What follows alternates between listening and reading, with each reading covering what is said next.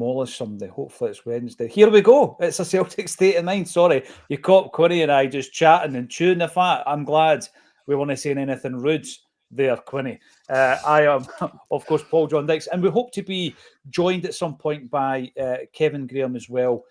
Old school Kev, he was here on episode 1 and he's still here all these years later. Loads to discuss. I want to start off though, right? Because I always remember a discussion point. I think it was in Not the View, and it was it turned into something of a kid on a kind of joke where it is like whenever we were interested in a player, the question was, but can he play left back?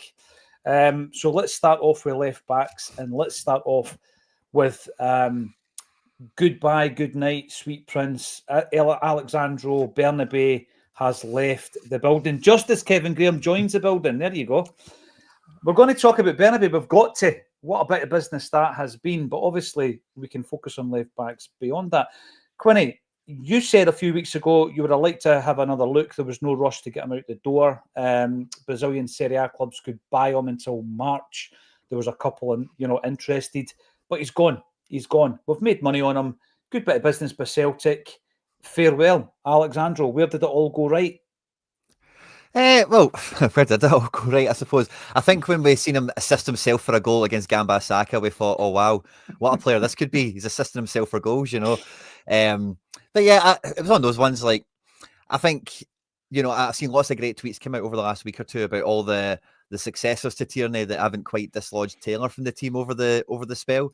And I think Bernabei was the one that came into some real fanfare. Like, I think the fans really wanted Bernabei to work from day one, if you know what I mean. Signing a wee guy from Argentina, Angie apparently had seen him in some sort of youth tournament or whatever.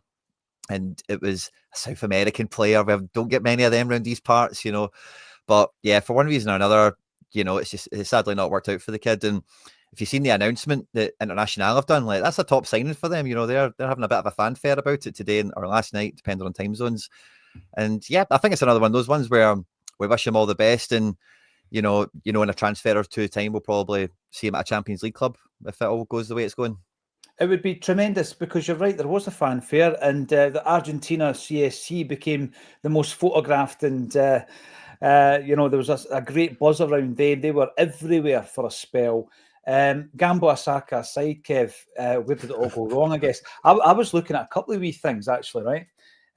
Remember the handball against Dundee United, where it was a shocking decision, but he lost the plot. His composure completely went and he was hooked at half-time in that game. He just couldn't get over the bad decision. And I remember sitting there, watching that game, covering that game, thinking, you need to get used to that, mate, because Celtic get bad decisions against us. He couldn't regain his composure. And then the Kilmarnock game where we conceded the late equaliser, that he never played for Celtic again after that. Aye, and probably quite rightly, because he completely bottled it at the back post that night. There's that word. Wait until I'll just invite Jim Oren to talk about bottling it. Well, there is probably a better word, but he wasn't strong enough or aggressive enough at that back post at that night. He scored a peachy goal against Ross County at Dingwall. I remember that. A bit like Quinny, I was really excited when he came in. It's a wee Argentinian fullback. They're usually mental, eh? They're usually hard as nails, run up and down the pitch, will cause fights in empty houses. And you just wanted that energy. He was signed under Postecoglou, and you go, oh, this is a perfect Postecoglou type player who's going to have that energy, he's going to have that tenacity. And it just didn't work for him. Hey, he is a decent player. I think he's proved that in Brazil, but he's maybe just suited more to South American football. And he's maybe not suited to European football, or he'd maybe be suited to a better league than Scotland, or a league where it's less variables and less firmer, if you like, maybe he would have suited in Spain or something like that. But good luck to the fella. We've actually got quite a bit of money for him, which is always decent. Aye, it's interesting when you actually list the fullbacks that Greg Taylor's seen off, and there's no many of them that you would go, well, he had done a good job seeing that guy off, because every one of them have been levels of poor, truthfully, when they've actually had the opportunity to come in, and Taylor's been really real. Maybe that's because we're measuring them against Greg Taylor. And there's never been a consistent. Yeah, there's not been a level of consistency that Taylor's given us, Kev. That consistency of performance. Laxalt came in with massive pedigree. came into the side, actually looked okay in his first few games and then dropped off the side of a I cliff. mean, but when you actually think about it, maybe we should have looked at Laxalt and saying signing players for the rubber plate area in South America maybe doesn't work for us. Possibly. Maybe we should have picked Possibly. the warning sign there. But I fair play to me fellas. He had a good spell in Brazil. The club have got money for him. Now we need to sort that left back slot out, and that's what we need to do. So over to Paul Tisdale, Brendan Rodgers, and all the rest of them. Let's get this sorted out and get it done. It is Tierney right enough. It's just a matter of time before he comes in. So that's it. But aye, get on with it. Get on with it, indeed. The other things, of course, that I think plagued his time at Celtic, Bernabei, this is last word on it.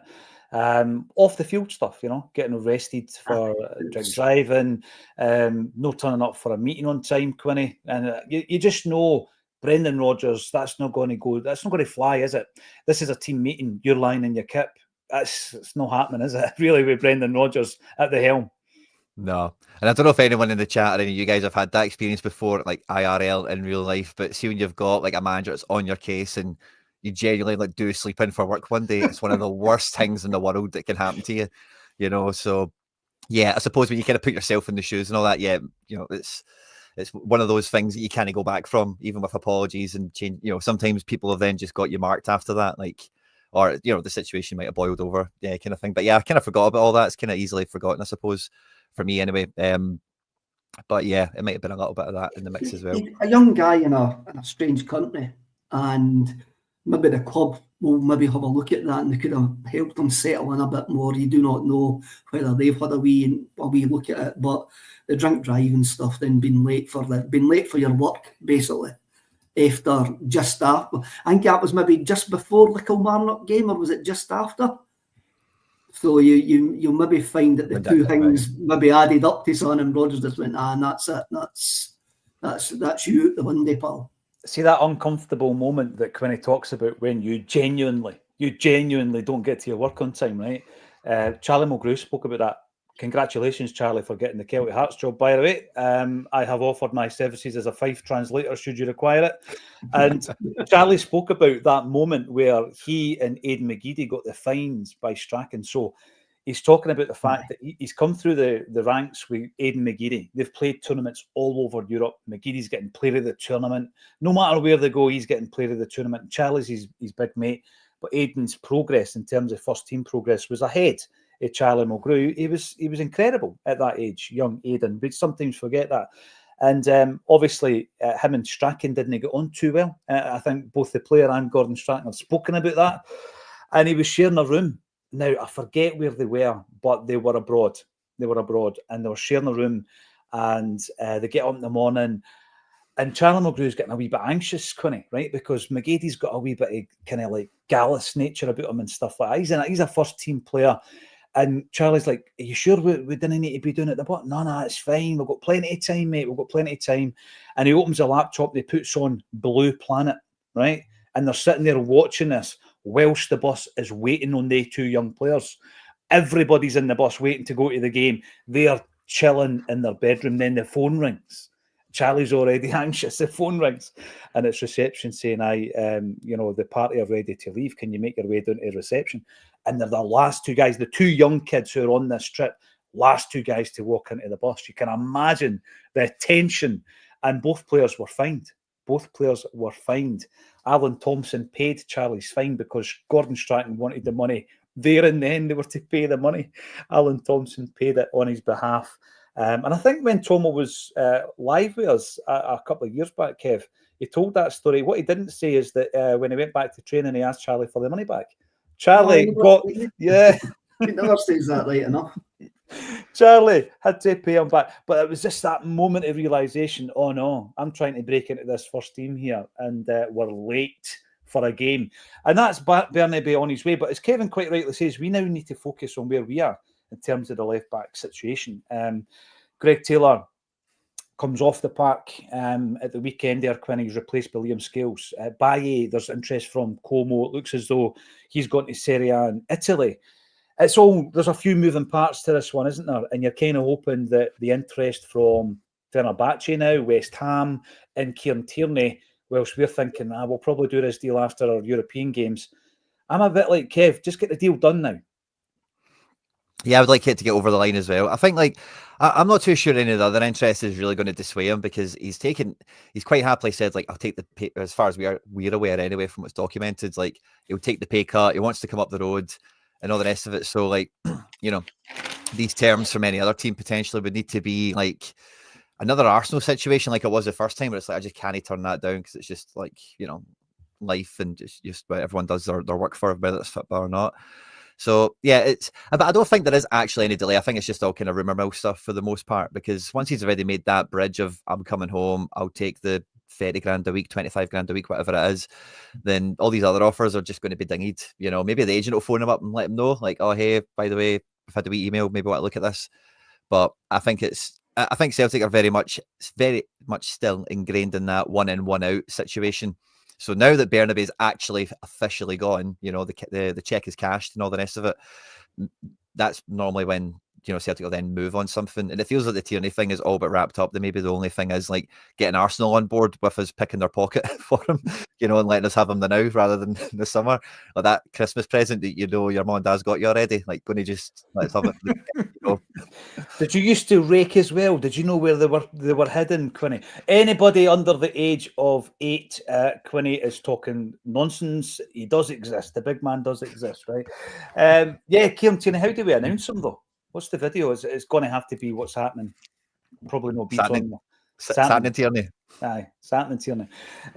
Interestingly enough, I'm pretty sure the media team are on it. I want to talk about the weekend, the performance, and why I think it's time to click in the Champions League. I think the dress rehearsals, Kev, we've looked at performances. Some haven't been great. I was looking at that at the weekend, and on reflection, I actually thought it was a pretty good performance. The scoreline for me flattered McInnes's Kilmarnock. McInnes moaned anyway. He was going to moan. We could have beaten him at 8-1 and he would have found something to moan about. But watching it back and looking at the chances we created, like proper chances, Kevin, not half chances, one-on-ones, things that we should have done slightly better. I do feel as though we're getting back to that point. I'm not quite sure why we've gone off the boil. I'm going to throw in a bit of fatigue. I really are. Fixture pile-ups, lack of a winter break, wee bit of rotation, and maybe just that time of the season where you are looking for a refresh, you are looking for 2 or 3 new faces to come in. But I thought at the weekend, other than the scoreline, decent performance, Kev. I had one of these wee strange moments at the game, which I seem to have at least once a season. And I had the game against Ross County. Well, no, it was a game against Hearts last season, where I went, we have trouble and we've got a problem on that side. And I had a wee spell like that on Saturday, watching that game at the game. And I find that, the scoreline completely flat, Kilmarnock. Let's not get away. I mean, it could have been 8-9-1. And if it had been 8 or 9-1, then I don't think Derek McInnes would have had any argument whatsoever. But it's very difficult to watch at times where you actually see the team getting bullied and you see them losing the plot. Now, when you watch it on the telly and you saw it against Dundee, and that's slightly different, but then when I was in the stadium actually watching it, it's very, very worrying to see. And on Saturday, the worry came, it was a poor Kasper Schmeichel ball out, and the whole thing fell to pot for about 5 minutes.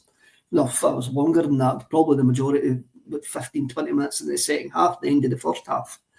And you're watching the team trying to get over that wee bump in the game, and they're struggling. They are really, really struggling. I mean, Tony Docherty says that Tony Docherty says we rattled their Champions League side, and Derek McInnes says we spooked them as well, eh?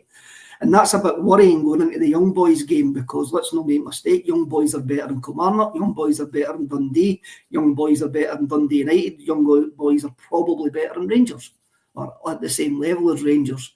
And if they've got a more physical, quicker press than the teams that we struggled against, then it does worry me. I reckon, I came to the conclusion on Saturday night that Leipzig's an outlier. Leipzig was a one-off. we are not a good enough side to do that on a consistent basis against decent teams. And I'm worried about Wednesday night now. I'm really worried about Wednesday night because we get bullied very, very easily and we can't seem to play our way out of it. A better team will probably take advantage of it. But now, against Dundee, we showed a bit of resilience, and on Saturday, again, we managed to get over it and we should have won the game absolutely comfortably. But there's that wee worry for me that we're not as good as what we think we are, and we're going to need to work at it. And I'm quite pleased Dyson came out and says it as well. You know that Dyson, if we call him Dyson, does that mean he's in the good books? We were talking about this at the weekend. We call that, yeah. Rio when he's playing well. No, I think this is going to be an interesting discussion then, Kev, because I agree with the bullying aspect. I think that there's been times, and I've spoken about it, where I'm asking myself, why are we spooked? We know we're a good side. And I'm talking about the domestic games, Kev, where teams have gotten about us, and Dundee was a really good example of it. I don't think I'm going to run with that McInnes being spooked against it. I don't think we were, to be honest with you. But I know what the point is you're making. I feel completely differently about Wednesday. I think it was like a dress rehearsal there at the weekend, whereby we've got players like, and I'm going to come back to Kuhn because Kuhn should have scored a hat-trick at the weekend. Kuhn, Dyson, Maeda. Right, okay, we've got our two wingers because that was a big issue when they two weren't playing. We've got them back. They're hopefully sharp enough for Wednesday night. Rio Hatate gave us the Rio performance rather than the Hatate performance. So he gave us the 9 rather than the 3. And you're hoping, right, going into that game, hopefully we'll get another performance like that. The Leipzig one so far has proven as an outlier as a performance, Kev. I agree with you. And I also agree that at this moment in time, we can't consistently perform like that at this level. But I think we could get another performance like that in this campaign. And I'm hoping it clicks on Wednesday night. There's a lot of reasons, and what your reasons is like the 7 games in 20 days that Brendan kept on referencing as well. And there is a level of fatigue there. But I think there's also a level of technical ability and lack of physicality, which means that these teams can spook us. And it all comes from a wee bit of mistake. I'm worried about Alistair Johnson. I think his form's dipped quite bigly. I don't think bigly is even a word. It's dropped dramatically. And we play ourselves into situations where we cause chaos, and we do not like chaos. We like things. We like to be in control. We like to have the ball. And as soon as that wee spirit of chaos actually happens, we lose the plot a wee bit. And good teams will take advantage of that, or teams like Dundee can take advantage of that as well. Now, the young boys at home, let's hit all the cliches. It could be absolutely fantastic. The crowd could carry us over the line as long as we know on our phones filming it. That's what we need. It could just be that we've been building up to that game. But we all hear that you can't switch it on and off. We've spoken to many players, Paul, who says you just cannot switch this on and off. I hope home advantage is enough for us and we get the 3 points, which takes us into the knockout stage. I think we're well capable of it. But I'm new. If you would ask me about 4 or 5 months ago, I would have said, we're built really, really well. I still think there's levels of improvements all over the pitch we can actually make to make us a European force. Look, we get away with it domestically and we might get away with it on Wednesday night. Going to Villa Park maybe a bit different. But when you ask where we need strengthened, I think we could get strengthened all over the pitch. You know, when we want to be. We've spoken about it since the first episode in 2017, Kev, where you continually told me at that point we're no longer a Champions League club. That's what you said. We're no longer a Champions League club. And I didn't want to believe it. But then, you know, season after season, it becomes really difficult to have an argument with that because we just weren't getting to that level. We're in a position now where Brendan Rodgers came back. The Brendometer is high, I'm guessing. He was backed in the summer. The word that you used there, physicality, absolutely. That's what we were talking about. We were speaking about it under Ange Postecoglou. And Alan Morrison spoke about it in such a way that it wasn't just about getting big, hardy, physical players. It's also about bringing in players that can that can play technically. And I think Engels was brought in for that purpose. The physicality or being bullied, sometimes it's not the physical prowess, it's a mental thing to be bullied. And like you say, once you're out of that groove, it's hard to get back into it, be that in a season or on a form or actually within a game. My biggest issue in the last couple of games is this, right? And I'm interested to hear your thoughts on it. Against Dundee, we should have been 3-0 up when they equalised. Against Kilmarnock, we should have been 3-0 up when they equalised. So if you're 3-0 up against anybody, they're not going to spook you. They're very, very unlikely, you know. So I almost think we're the architects of that ourselves, Kev. We are. There is areas when you saw it against Kilmarnock again on Saturday night. We boxed ourselves into the corner at one point, and you're going, what he's doing? And it seems to be, there is times like we play to a system, and I think there's times that the players get spooked with the system more than anything, and they realise we're man for man. They're working harder than us. I'm getting played balls under pressure. I haven't got the confidence. There's only one player in your team that's got the confidence all the time to take on his man when it's a man-to-man press, and that's Kuhn. That is Kuhn. Kuhn will turn the guy and actually go a lot of them play the nice, simple ball. There is a lot of times where you've just got to play that 10, 15 minutes. You play the game in front of you. You forget your principles. Not totally forget your principles, but you forget them at a point and you play the game in front of you for 10, 15 minutes. We never done it in Dortmund. We didn't do it at Ibrox. We didn't do it at Dens Park. You just go, right, we've got to clear our lies here. We've got to actually write this out. Then when the time is right, we go back to our principles. And we seem to not be making those decisions. It's bad game management when these things start going against us, But how do we sort that? You get better players than that. But again, we should absolutely hammer Kilmarnock. But there is a systematic, it's a game management failure for me, when teams start roughing us up. And everybody knows how to play us now. They do a mid-block, press high, go man for man. And if we didn't fancy it, they've got a chance. And that's a worry for me. But if we turn up, we'll beat young boys. If we turn up domestically, we'll beat every team in Scotland. But we need to. There's just a wee bit of a worry. No, it's not really a worry. It's just a maybe realisation that I'm no hoping to get another Leipzig performance again, because I reckon that was a real one-off with the quality that we've got in the squad. That's the best team that we've done that to, no doubt about it. When else have we performed that well, do you think, Quinny? Aberdeen 6-0? Well, the Aberdeen 6-0 was the game before that. I was just away kind of checking the tail of the tape, because I was just wondering back then, like, you know, what was our fixture pile up like? What was the squad management like? Obviously, we were firing on all cylinders. I make Kev right in the sense of, like, it's certainly like, and again, like you've kind of highlighted as well, it is like the outlier when you actually look at the results on the overview. But I think, like, you know, like the Bruges game was so tight, the Zagreb game was so tight, and I think, like, sometimes, like, other results kind of then put the context into some other games, perhaps. Like, if we win one of those games, then, you know, it's a different conclusion that can be drawn. I think with the young boys and the kind of the spook thing, as it were, like, I think domestically, that's just something that's always on the cards. If you've got a domestic team that's got a player that's handy or up for it, they've got a weakness that they think they can take from us. Even like McInnes, if they got a manager that can play the pantomime, get the referee on, you know, and just make the game a bit. Because we were talking about Bernabei earlier on, and Scottish football is not 100% about football in terms of success sometimes, you know, whereas some other leagues it's like 80% about football or 70, you know.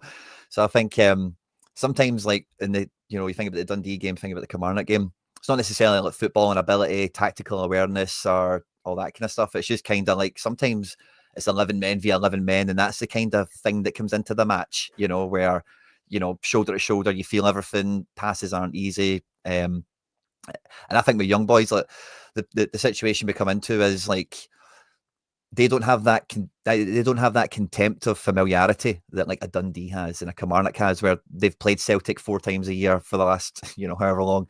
This will be their first time coming here. Floodlights, full. It's a different. So, and I think normally any team, and again, teams like young boys cannot be written off at Celtic Park, even though it is a fortress. But we've all seen Rosenborgs and Malmos and whoever else you care to mention come and rain on the parade for us. And normally in these situations, when it is that kind of thing that goes against us, there's like a player or two in the opposition that is just like feeding on it and is just right up for it. And for all intensive purposes, I'm not sure young boys, maybe, I don't want to write it off too early because I've not seen much of them, but I'm not sure we've got that worry. And I make you quite right as well, Paul John, from like what I seen in the Kilmarnock game. It did feel like let's see McGregor, like in the first half, like actually like rolling people and then running face, actually driving through with the ball. Like it felt like we were revving up. It felt like, you know, the dress rehearsal was kind of underway, you know, where it's like, forget it's Kilmarnock, this is Champions League in your head, you know, hypnotise them before they go out, kind of vibes. And so yeah, like I'm actually pretty confident going into on Wednesday. I think we're going to do pretty well. Kun and Maeda, I think, like are both on peak, even with them being out in a little bit. What you've seen the weekend just shows like the quality, the form, the vein that they're on has not been disrupted, you know, and it's a bit unfortunate they both had to play so many minutes at the weekend. You know, I think you just with the reintroduction to the team, you'd maybe like to see them come off after a bit, but I'm not sure that'll be much of a handicap. And the Leipzig game and some of these other games, I'll just need to double check the Leipzig game before I talk out a turn, but yeah, okay, I would have been, but they scored first. I was going to say, normally when we've been in like full fettle, we score first, we score quite early. We did score 2 in the first half, right enough, which is something to be said for. And I think that's the sort of approach we'll have coming into the game, but it's start quick, put them on the back foot, take the atmosphere with us, and, you know, spook them. There's going to be absolutely. There's going to be a mentality thing there, Quinny, with young boys and with us. If we start off quick and score early in the first 20 minutes and we're completely overrunning them, the situation they're in then may make them go, we didn't really fancy this tonight, and it becomes like a Slovan Bratislava as well, where we can win quite comfortably. And I think we can win quite comfortably, but it all depends on the attitude that we've got on the night. It's all down to us. I do think I was thinking about that. I mean, it is basically a nothing game. Young boys are sitting ninth in their domestic league. If we go a goal up and maybe even two goals up in the first half, like you'd be like that. Wait a minute, this could be a comfortable night because young boys might go, we've got bigger fish to fry now. We're going to just tick this off and move on. We've seen it happen with teams everywhere. When there's a game to a point, then they go, right, tick it off and move on. That's it. I was going to say, like, if they can't win this game, their next thing will be don't get pumped, you know, because they are in a bad spot now. You know, they need like something to come from it. It's just like good feelings. You know, the points don't do much for them. I'm sure the money will be of interest to the club, obviously, the way UEFA pay out results and stuff. But, you know, part of their thinking could quickly be don't get pumped, you know, and then that's us in That's a good point. It's a good point, right? Because you've got to look at where they are in relation to the domestic, because the Champions League's massive to us this season. We have that opportunity to progress, something Kevin and I and the rest of the contributors have been talking about now for 8 years. What is European progression? What does it look like? Are we capable? And we've got that opportunity. It's within our grasp, you know, and we're going to make or break that from happening. Young boys are completely different in terms of where they are here. So, correct me if I'm wrong, but in terms of the league that they're in domestically, they also split into 6, don't they? Top 6. And at the moment, they're, I think, 6 points away from 6th place. You know, they're sitting 9th. You know, but it's actually quite funny. See, if you look at the top half, the top 6, there's 1 point from 6 to top. Really? Yeah, wow. It's such a funny wee league this year. It's because it's tiny, you know, but yeah. That's interesting. So what they're 12th? They've got 12 teams in the top division, am I right? So quite a small league.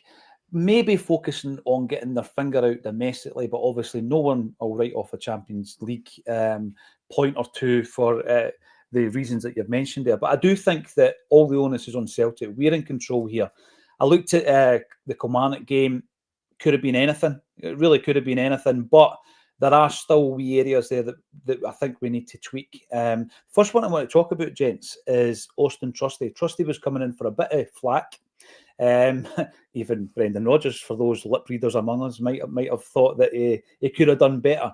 And it's about now looking at him to bring that physicality. You're going to have to bring it. Even back, Scottish football's always had that element to it. Quinny, I'll start with you. I'll always go back to, you know, players that always seem to cause you bother, but they weren't great footballers. It's going back to that technical thing you're talking about. They can still win a battle against you, though.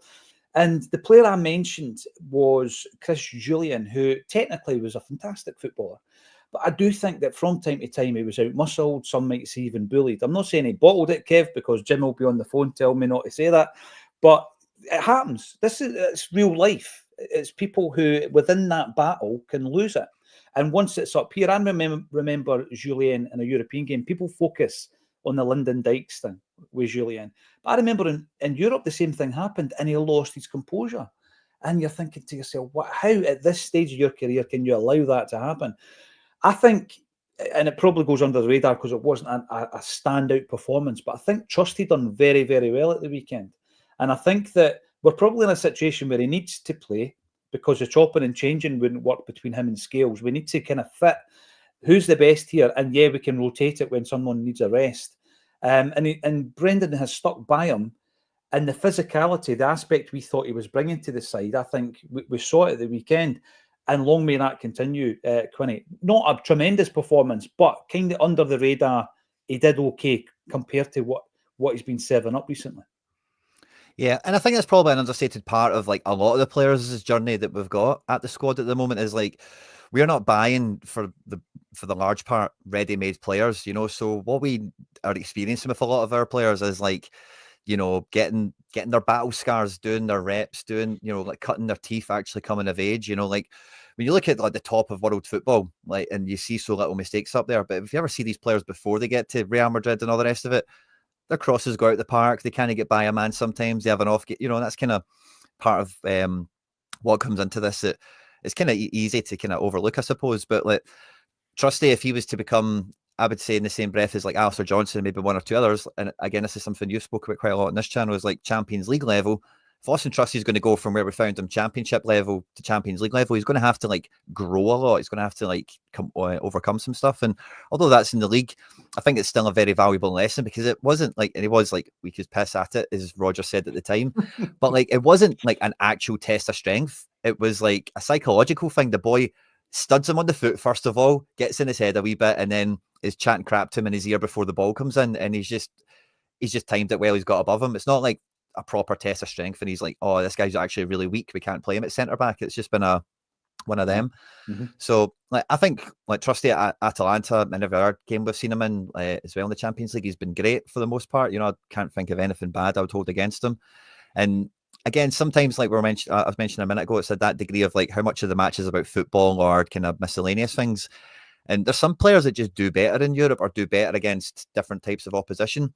And one player I remember from like being a bit younger, since you mentioned Julian, I remember like Jarosik used to get pelters all the time from Celtic fans, but in the Champions League he would like turn up, and he would look the part and he would really pull a shift in for us. But then against like Motherwells and whatever, he'd be like, oh, this guy's getting paid too much and he's doing nothing, and get him out of the club, and what a wasted signing.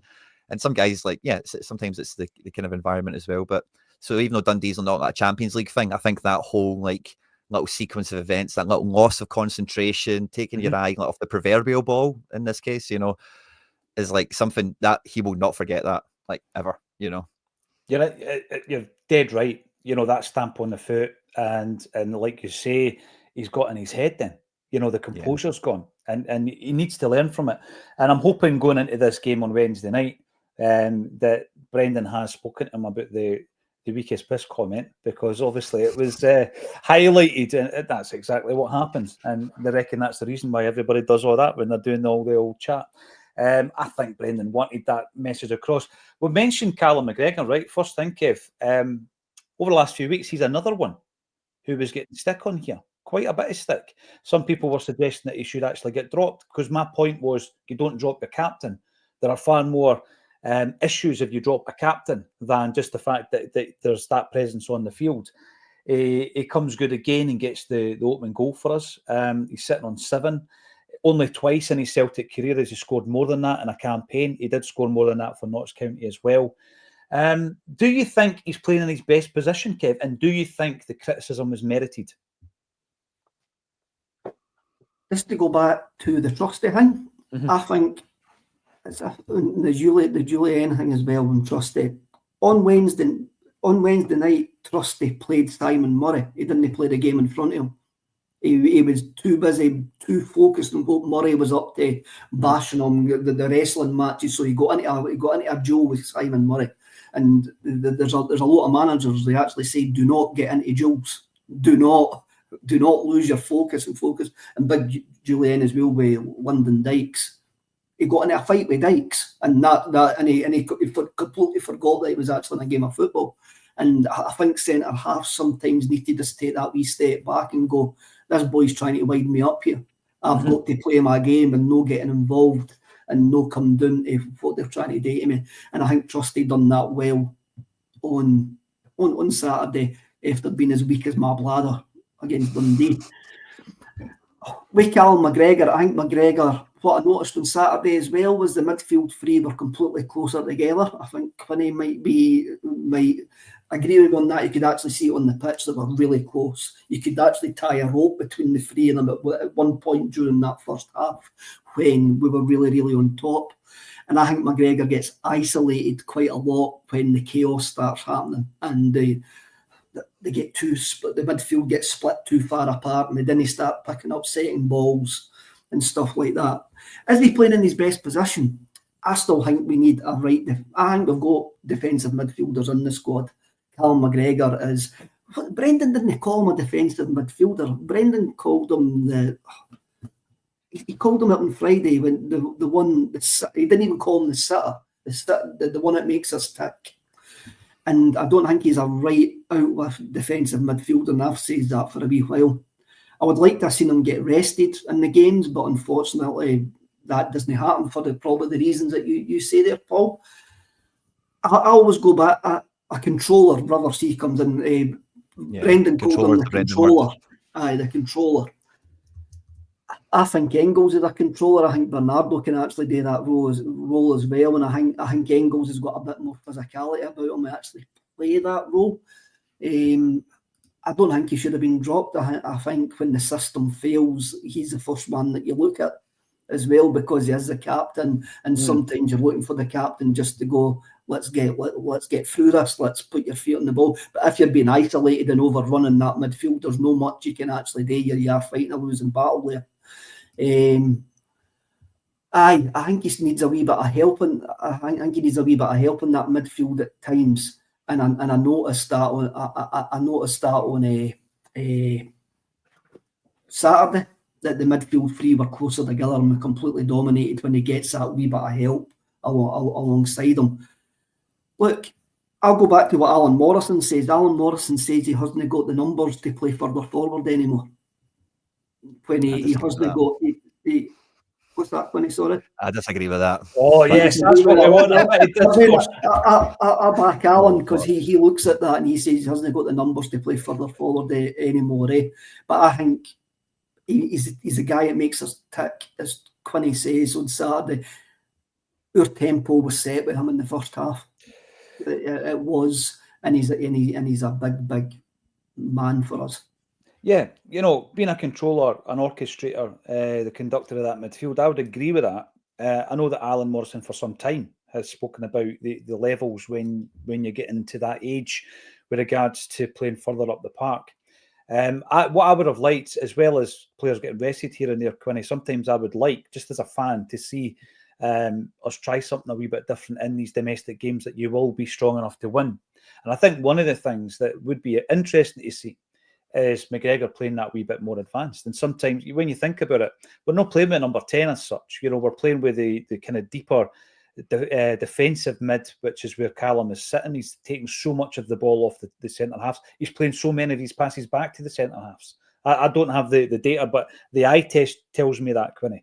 And sometimes that slows us down. It allows the opposition to regroup. We're then looking for space behind the fullbacks that's not there because, that transition's not been quick enough.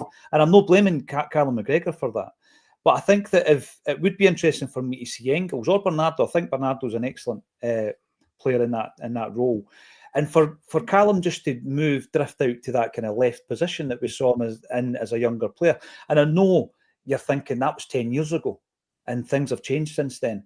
But you look at the goals that he scored, all from roughly the same area. If there was a wee heat map, like the when Celtic are selling the turf, the wee digital map, and there was wee dots on the park wherever he scores the goals. It's roughly the same kind of distance, Quinny, where he's just picking that ball up. He's managing to find it, and he's got the ability to score from that distance. Now, you said you disagree with Big Owl on this one. What's your take on it? I think part of it is again, there's a comment that put it in there as well, but it's kind of like he doesn't. There is no numbers for it because he doesn't do it. Number one. But I was chatting about this on Celtic here last week when we were doing some sort of analysis, but like the controller role for Brendan used to be Scott Brown. And the problem for us was that Scott Brown had like no passing range, but he could smell danger. He could make a tackle. He was like a shield player. But now the controller is the opposite of that, like quite the opposite. Like McGregor's got a great range of passing, does have a nose for opening an opposition up and going forward, but has like no like spidey sense on where to be. It's not as if he doesn't, but like proper defensive mids are just in the right place most of the time, rather than being like super good at tackling or mad strong or something like that. It's just a positional thing. And I think like if you're going to leave McGregor in that little controller position, then you do need like bodyguards around him. You do need someone that can just like cover for him and do that kind of job. And it doesn't seem that we're going to be trying that with McKeown, Hatate, and I don't think Engels is suited to that 6 role as well. I think Engels, like, he's got a great gallop on him. Like, see when he opens up his legs and there's some space in front of him, like he's a guy that will go through a pitch. I think Bernardo is the closest. I think Bernardo would be the best in that position in the team. And I think with McGregor, like even just looking at the weekend, those like, I think it's on the highlight package as well. I ended up watching the game back, but I think it was even caught in the highlights. Like those little rolls where he's like got a guy at his back, he knows where the space is, and he can just like roll and run. And it's like, and see, after I seen how well he played at the weekend, you were chatting about you guys. I think it was on Friday chatting about McGregor and the kind of stuff. And I was in the live chat, and I was like, guys, don't bring up the age chat again. I think he's heard that, and he's went, "Am I too old to run up the pitch, am I?" And that's why he's been stretching his legs at the weekend, and he isn't that old in the grand scheme of things, like professional football. I mean, he's still got a fair few years, and I think it's a Callum McGregor, like one of his ultimate qualities that we'll probably learn of in the fullness of time when he retires and all that is he is like obedient. Like he is like, you can tell he goes onto the pitch and does every single thing he's been told to do.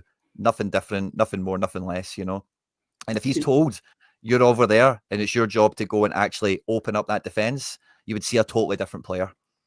Yeah. By the way, he's a coach's dream. Absolutely. Like, because you ask him, as you say, he says there, Quinn, you ask him to do anything, he'll do it. Play him at left back, he'll do it. Like, that's just an example. Move forward, he'll do it. I think the midfield was a bit more fluid on Saturday than what it has been, and McGregor would break forward and one of them would drop back in, and I think seeing this as like a rigid thing.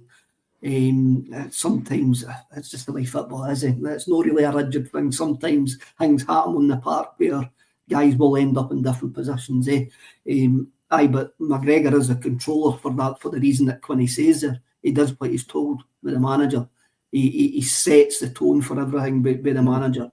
Yes, he's been poor, but then I can name 9, 10, 11 other players that have been poor in this sort of wee mini blip that we've had. And it is a mini blip, even though we moan about dropping points, it's just a wee mini blip. We can't really moan. We can't. Nah, there's going to be moments like that during just about every single season. And that's all it is. And generally speaking, I always remember it used to happen in the deep, dark months of November, December. And I do think the refresh will help it. I know sometimes you think to yourself, that's a wee bit too simplistic, but bringing in 2 or 3 faces and refreshing up the squad will make a big difference. I'm going to bring in quite a few of these comments here before we talk about birthday boy Kyogo, who's 30 today. Jungle Lion, the keywords for Wednesday is ruthless and clinical. I could not agree more with Jungle Lion on this one, because looking back, like you were saying, Quinny, I do look back on the games and some of the chances we were missing. I mean, Kuhn, who is a player I absolutely love and adore, and I think the Kilmarnock game was necessary for him to be at the peak on Wednesday, so we can maybe let him off with it. There was 3 chances for Kuhn. So let me have a wee look at this, and it's not having a dig out at Kuhn. It's just that, there's going to be games where these 3 chances actually result in goals. First one was in 22 seconds where he's played through by Rio. He collides with the goalie, but it was a heavy touch. Unlike him, very, very unlike him. And had he not had that heavy touch, he's on a 1-1. The first minute, the second half, strangely enough, he's laid on by Kyogo. And it was very similar to the Ida chance against Dundee, where he just needs to be braver and go right through the goalie, and he's going to score a goal. And then in the 88th minute, you think to yourself, a goal at that point would have been tremendous for us.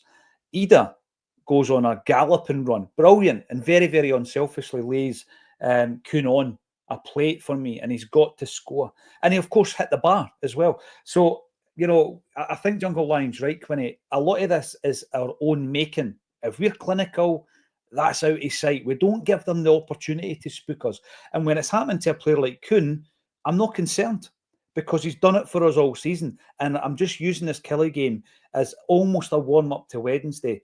If it clicks for a player like Kuhn on Wednesday, and Rio shows the kind of form that he showed against Kilmarnock on Saturday, and Maeda's Maeda, it could be a great night on Wednesday night. But I want to focus on Kuhn a wee bit. It was very unusual for him to miss so many chances, but a great example of how we were lacking that clinical edge. Yeah, I think like part of it with Kuhn as well will be like just the kind of returning to the team a little bit, especially when in 22 seconds it's like his first touch of the ball in like a month or not a month, but you know what I'm saying, a few weeks. So I think there's a little bit of that, but I also think, like we mentioned before, the kind of dress rehearsal attitude to it. I think a guy like Kuhn will like want to get all the touches out, want to get all that kind of out of the system and just be like totally back into game shape, because like I've been really impressed, a little kind of side note, but like how often Vickers has played in this period. He's played every game, 90 minutes. He's not been subbed off at all. And like, as much as like fitness is a big thing, like being match sharp is like kind of the magic sauce into all this for different players, you know, being at their best, but being at full revs. So I think there's maybe just a little bit of, I'm not saying he was taking it easy or anything like that, far from it, but I think like just with like the volume he's putting himself in the position to be involved in, it's just a real case of like, back in the deep end. I've been off the gym for 2 weeks, so go extra hard at it today to get back in the rhythm kind of vibes, you know. So I've got no worries about it at all. And like similar to what we were talking about before, like I think Kuhn, Champions League under the floodlights against a team like Young Boys, bearing in mind we signed him from the Austrian league, and you know, this is not going to be an opponent he is going to be losing any sleep over at all in terms of how he'll fancy himself in the game, you know. So I think he's on to be the star of the show. Yeah, he definitely is. He's lining it up for that to happen, Quinny. And I think when, again, you're looking at a game like this, Kev, and Nicholas Kuhn, when every season I talk about how many Champions League players have we got, and when I always qualify that by saying not players who would get a game for Borussia Dortmund and Real Madrid or the Champions League winners, but people who you're confident with going into these games. And I think we lost one in Matt O'Reilly. Generally, when we lose a player like him or Jota, you know, you're losing one of those class players, and you're hoping that someone steps up, albeit in a different position. Kuhn's done pretty well, but I think that Wednesday night everything's basically in place for him to go out there, and the only thing missing was that clinical edge at the weekend against Kelly. Big night for Nicholas Kuhn and Dyson Maeda on the other side. It looks for me as though the thing that was missing for us in recent weeks has been having those two guys down the wings, because we simply don't have the level to rotate that. We don't have the level at the moment. The only person I was confident with has also been injured in James A. Forrest. You know, so we're focusing on left backs, probably another centre forward, etc. The wings are as important because it shows you how normal we are, how ordinary we can be without those two guys. It's the way that we play. It's the way you've got the horseshoe that we play around, and the only guys that give us that spark are the wingers, because we've kind of, Engels can play a ball. He can see a pass, and he can spot over. There was one ball that he put in on Saturday. It was like a cross. It was a superb one. Unfortunately, nobody got in the end of it, but it was a delight to actually see him actually do that. It was a beautiful ball, but you're looking for the wingers to actually like take you up the pitch, do that wee thing different, and Kuhn's got that. That Dyson sometimes annoys me. The times that he'll just stop and play the ball back, where you just knock the ball past the guy and just go, just try and get us. And I think that we maybe need that on the left hand side, but. It's a big night for you. Look at the players that look. I had to disagree with Jim a couple of weeks ago when he says we didn't spend £11 million on Arne Engels for him to beat Ross County. Well, unfortunately, we do, because it's been proved that we actually need the whole squad to beat teams like Ross County, Dundee United, and stuff like that. So that's why we spend the money on these guys. But you look at Kuhn; he's stepped up. He has really stepped up. He's a joy to watch. His finishing could have been better on Saturday, as pointed out, but everybody's finishing could have been better on Saturday. It was almost as if we had spooked ourselves that we had created that many chances after weeks of not creating many during the game. Kuhn, is fantastic for us. For me, he's the only guy. He's a consistent difference maker. I'm confident when he gets that ball that he'll do something with it, that he'll take his man off and that he'll create something. And he's the only player that I've got that confidence that he can do that nine times out of 10. And I think we need that on the left-hand side. I love Dyson, but I think we need another Nicholas Kuhn on the other side. We need to strengthen the winger positions. But I think Wednesday night's set up for Arne Engels. I think it's set up for Engels to... He enjoys the Champions League games because they're a bit different for the league games, and they're probably the style and the pace is more used to what he's been that he played with in Germany. I think it's set up for Engels to have a peachy again. I really do, and I think he's just bubbling to this, and I think he can see a pass. His vision's unreal. His vision, and I agree with Quinny there. If when he opens his legs, he can actually go. He can burn up the turf, and I really do hope. I want to see him doing more of that. I really do want him to see doing more of that running with the ball because he has got it. He has actually got it. The big thing with Engels, we need to remember, is he's within that first 6-month period, and you've seen what Matt O'Reilly became, not comparing on different styles of player, but what he became at Celtic compared to his first 6 months at the football club. We've got development to come. It's like what you say, Quinny, when we're bringing these guys in, because we know there's development to come. And I think Engels so far, massive scrutiny because of the £11 million transfer fee. I think it's rising to 13 actually after appearances, etc. But the performances have been there, maybe not as consistently as we would like, and I'm pretty sure he'll sort that out. Champions League on Wednesday night, if he gets an assist, no one's had 4 assists for Celtic in a campaign. In fact, I would need to double check that, because the most we've had for the last 11 years, Quinny, was Charlie Mulgrew, the Celtic Hearts manager, Charlie Mulgrew, 11 years ago. So I don't know when the last time someone had 4 assists. I'm just going to throw it in there, probably Henrik Larsson. If you don't know the answer, it's probably Henrik Larsson. IH decorated, here we go. Started looking more like ourselves again. I agree with that. Hatate was better on Saturday than he has been in a while, but he's still a risk in big games. You can't put your faith in him to deliver. See, the thing with Hatate, right? If we go back to the early days of Brendan, Quinny, I think that there's enough there that we probably don't see in terms of the training and the chats that he's having with Brendan, that Brendan totally believes in this player. He is inconsistent. I totally get that.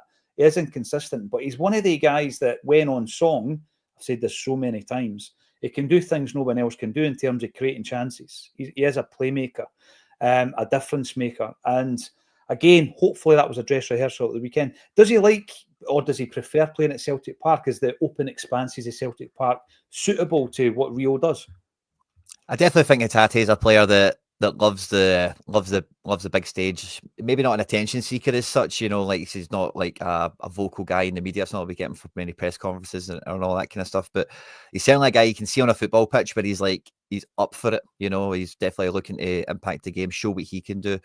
And I think, like, again, talking about the kind of the Hatate kind of swing or the scale that he gives us most of the time, I think it kind of comes back into the same conversation in some ways as Engels and McGregor, where it's like all 3 of them, they're kind of like in this situation where, like, a lot of midfields over the years, like, have been like defensive midfielders and attacking midfielders. And there was some nice chat that came out, I think, from like Roy Keane a year or 2 ago, and it seems to have kind of got back around just general football circles, where, like, in his day when you played in midfield, you had to do it all. You know what I mean? You weren't a defensive mid, you lazy so-and-so. You would defend and you'd go up the box. And if you look at teams now, like in the Premier League, Newcastle's a really good example of this.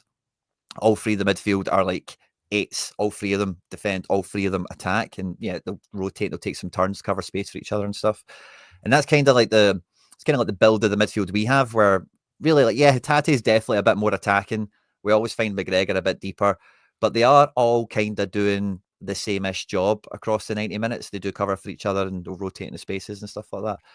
But across the 3 of them, there is a distinct lack of defensive prowess, period. Whereas, like, the Newcastle guys, you want to keep with that example, they've got a bit more of that. Between a few of them, they can be a bit more conservative, be a bit defensive in that sense.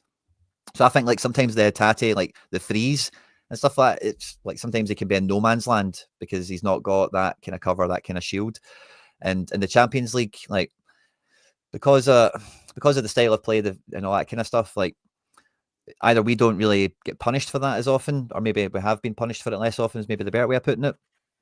But I think like the playmaking qualities of him like certainly do come out a lot better in these games where there is more space and he's got that time in the vision. But it is always interesting to see the balance of the midfield, like having them closer together at the weekend is a huge win. You know, I'm always shouting for the midfield to actually like make more passes together, you know, because if you were to count passes between McGregor and Hatate, or, you know, so on and so forth, it would be like nothing compared to like Hatate and Taylor or Vickers and McGregor, you know, like they don't ever pass each other often enough. So that's, I've kind of ran off in a few directions there, sorry. But yeah, Hatate, I think he's a form guy as well. He's a guy that needs to get up to speed.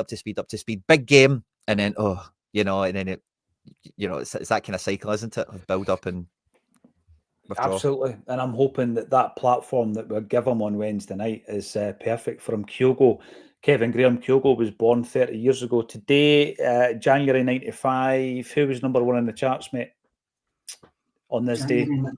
30 years ago, yeah. Now, bear in mind... He's 17. Well, listen, that's not a bad shout, mate, because they were obviously going... Quinny's not having it. They were going for the number one spot, weren't they? I don't know if they got it, actually, for Christmas, but, you know, they were falling down the charts by this stage, mate, as were Oasis with Whatever, which was a better Christmas song than Stay Another Day. Anyway, it was Cotton Eye Joe, number one. Oh, Rednecks. Wow. And you would get a redneck listening to that. It was terrible. Entrance was Set You Free were number 3 in the charts as well. So there you go. But there's Kyogo. See, when I hear who was number 1 when our players were bought, and I'm like, dearie me. I remember, I don't know why. It's not my birthday. It's not my birthday. I don't know why, but you know, you're thinking of Entrance. I remember listening to that at school discos, and Kyogo was just being born. How to feel old, gentlemen. How to feel old. Joe Hamilton, here we go. Maybe our poor form has been down to the boys deliberately taking it down a notch to go full throttle against young boys. I think there's a tendency to set yourself up for a particular game. Managers will never admit it, but you use maybe the game to set the scene, and I think we're there. I really do. Rio, give us another performance like that where you're on a platform and it's not showing off. It's just like shows what you can do, mate. You think you're a Champions League player. Here you go. Engels, record signing. There you go. You know, there's a lot of people still groaning and moaning about you. Go and shows what you can do. And then you look at the wingers, back in the team, back up to Mark Sharpness. But it leads us on to Birthday Boy. Hopefully the birthday balloons don't come back up because I've mentioned the word Kyogo. Kev, you know, I think that he gets his assist actually for the McGregor goal. People have been talking about him all season because he's not been as prolific. He kind of moved a wee bit further out wide and got a lot more of the ball. I actually think Ida came on for 10 minutes and looked brilliant. You know, that was the Ida performance we've been yearning for. But when we go into the Champions League, it's Kyogo, isn't it? Every single day of the week, he starts the game. Aye, happy birthday, Kyogo. Happy birthday to you. You're the best since Larson, and we'll always love you. There you go. There's a poem for nothing. Was that just off the cuff? Was off the cuff there. That was off the cuff. Better than Cotton Eye Joe as well. Aye, it's Kyogo all the time. I'm getting a bit annoyed with Rodgers going on. I didn't need my strikers to score 30 goals a season, 20 goals a season. No, I want my strikers to score goals, and the strikers want to score goals. This is why Kyogo is massive in my Celtic watching life, is because he scores big goals in big games, and that's what you want your strikers to do. And hopefully he's scoring again on Wednesday night. He's a first-choice striker. He is a first-choice striker. I do believe we're probably already in a post-Kyogo world, and he will leave in the summer. Just the way the contract situation is. But he starts for me on Wednesday night every time. He's a big game player. For the majority of the 4 years that he's been here, he is a big game player. And so hopefully he doesn't miss an open goal like he did the other night there. Hopefully he puts it into the back of the net. But the wee man's been fantastic for us. But all good things come to an end. But hopefully he's going to leave us with some great memories between now and the end of the season. Yeah, I mean, talking like that, Quinny, I don't know what your thoughts are on this, if it's a modern thing. Sometimes I think, you know, a striker who doesn't score goals. Really, can you convince me that that's a good thing? I'm with Kev on this. I want and it's maybe because Celtic have a tradition of it. You look at our goal scorers right back to 95, 96. Van Hooijdonk scores 32, Cadet scores 33. Larson goes on a run where he's scoring 38, 53, 34, 44, 41. Big Hartson scored 30 goals in a season. Mark Viduka scored 27. You move up to Lee Griffiths scoring 40, Commons scoring 32, Gary Hooper got in amongst it, Edouard got in amongst it. That's what we do at Celtic. How can you convince us otherwise? You do have a centre forward that gets in amongst 25 plus goals a season. Yeah, but he's never said 25 plus. He always says something like 40 or 30. He always says something that's like, of course, you don't need your striker to score 100 goals a season. Like, we get that, you know, but how about over 15? Like, you know, that's something that we could all agree on is something that the guy's getting paid to do over the part. So I think there's certainly, it's reducing, you know, expectation, a wee bit of pressure on it, because the strikers are under pressure at the moment. So it's kind of the only weapon he's got at his disposal.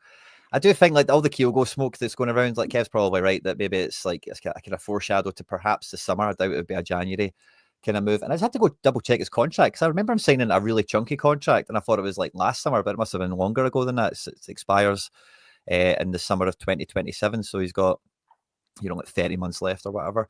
But he is over 30. I thought his last year was. I thought this was going into his last year in the summer. Didn't realise. I don't. The way seasons and years work, so I think it'd be like 2 more years, wouldn't it? But he's over 30, and you feel that contract length is to protect transfer value, you know, because he's only going to depreciate in the transfer market in that way. So, I think that's maybe a wee bit of writing on the wall. But on my timeline today, the Atletico Madrid goal came on and you know, wow. By the way, if you watch that again, that Kyogo is who we want to see. That's the Kyogo that we need. You know, a guy that's nipping. Yeah, he's a striker. He's on the last line of defence, but he's moving into space. He's passing the ball off to teammates, and what a goal! And you know, player for the big game occasion. We've seen that time and time again domestically, of course, with derbies and cup games and all the rest of it. Atletico Madrid was a great goal. Obviously, we didn't get a great result that night overall, like compared to like Leipzig's and these other things, you know. And I think, you know, these guys, when they all came, are all Nakamura disciples, you know, or apostles, or whatever the term would be. And his legacy is 100% winning Champions League games, scoring match-winning goals, you know, like qualifying out of group stages, and like he's running out of time to do that for himself in a lot of ways. So I think he starts this game, and I really do hope he's really get the bit between the teeth, because really on the grand scheme of everything, Young Boys is a team he should be putting to the sword. And the chances he missed again the weekend, somebody added me on Twitter a few times like, you must be put, because me, Kyogo, and big chances missed. It's a complicated relationship, and I just want him to stop missing chances and start finding the back of the net again. But you've got to be in the position, and I know all that caper, but sometimes it's the occasion can help him, can't it? It can help him kind of go up a gear. And we've seen he's been playing out wide for a couple of games, like the footballer be back, not just the press machine, you know.